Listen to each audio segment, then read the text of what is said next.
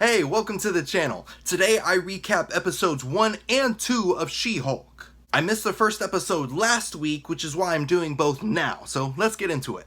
Starting off with episode 1, I really like Tatiana Maslany as Jennifer Walters, aka the She-Hulk. She has a very uplifting personality that just makes me smile whenever she's on screen, and I also love the sassiness that she brings to the character. She fits really well into the lighthearted nature of the MCU, but when she needs to get serious, she can do it well.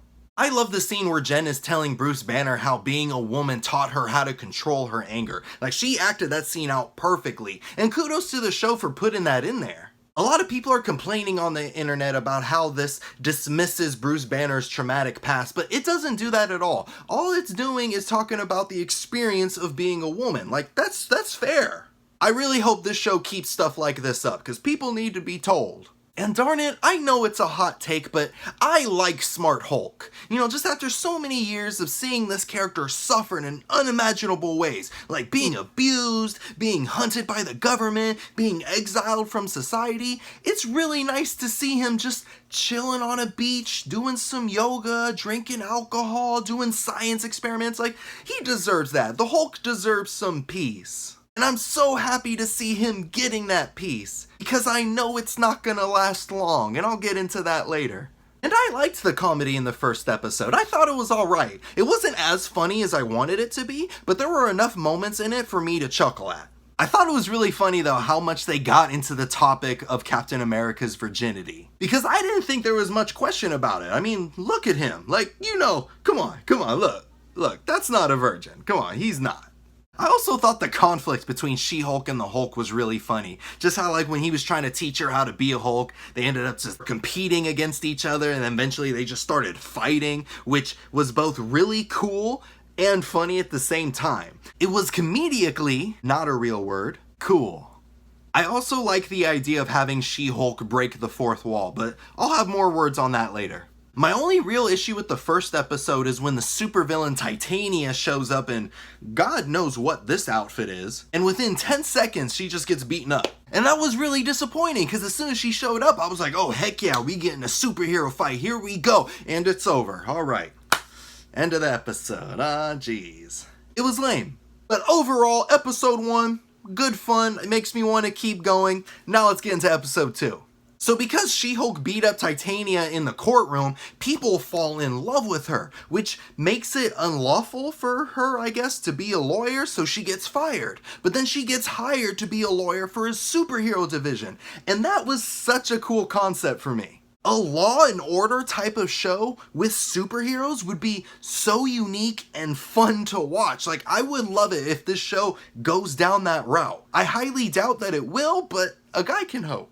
So She-Hulk's first client in this superhero division is Emil Blonsky, aka the Abomination, the arch nemesis of the Incredible Hulk. And Tim Roth returns as the character, and it was so cool to see him because we haven't seen him as this character since 2008. That's a long time ago. But the Abomination is trying to get parole, and it's up to the She-Hulk to help him win that. And there's a lot of drama involved with that because, you know, the Abomination tried to kill her cousin. But I'm here for it. Things get especially spicy when it's discovered that the Abomination has been using portals to briefly escape prison just so that he can fight in these fight clubs that we've seen him fight in the Shang-Chi movie. When they made that connection in this show, I started doing my nerd dance. It was so exciting. Like, I love it. The best thing about episode 2 though were all the Easter eggs and potential future projects that were brought up. First off, we have the Abomination, who just keeps on mentioning these 7 friends that he made that he's gonna live with after he gets out of prison. And I'm thinking, oh, are those 7 friends? Is he talking about the Thunderbolts? I think he's talking about the Thunderbolts because they've been teased since Falcon and the Winter Soldier. Abomination did say that he wanted to turn his life around, so it's very possible that he was visited by a Miss Fontaine and she gave him that opportunity. Ooh, I hope it's the Thunderbolts. I'm pretty sure it is, but I hope it is. I don't know. These next two take place towards the end of the episode when Jen is talking to Bruce Banner about representing the Abomination, and Bruce is cutting her some slack like, oh yeah, go ahead, do what you need to do, I'm over it, I was a completely different person back then. And I saw that line as a nod to the Incredible Hulk movie when Edward Norton played as Bruce Banner instead of Mark Ruffalo, and I was just like, I see what you did there, Marvel. That was clever. But also, in that same scene, we find out that the Hulk is flying in that Sicarian spaceship that we saw in the first episode that caused them to get in the car crash. And then that got me thinking, is it about to happen? Like, are they seriously gonna do it? Are we gonna get a World War Hulk movie? Like, I'll cry. I will literally cry if they do it. Please, MCU, please do it. Please do it. Finally, my favorite little tease that we got in this episode was when Jen was on the internet looking up jobs, and on the sidebar you saw a couple of articles. One of them was talking about the frozen celestial that happens at the end of the Eternals movie, which was really cool to see. But it's the other headline that's the real treasure. The headline reads, "Man fights with metal claws in bar brawl." Do you know who they're talking about? Do you know who they're talking about? They're talking about Freddy Krueger, Wolverine. They're talking about Wolverine. They just confirmed Wolverine in the MCU. I'm calling it now. Maybe I'm wrong, but I'm calling it now. Wolverine is officially in the MCU, and I'm so excited, doing the happy dancing. Yeah. My only issue with episode 2 though was that it wasn't funny at all, which is a big problem because this show is listed as a comedy. It should be funny. Like, it is a fun show, like, I was invested in the story and all, but in terms of like, ha ha ha, this is funny, nothing.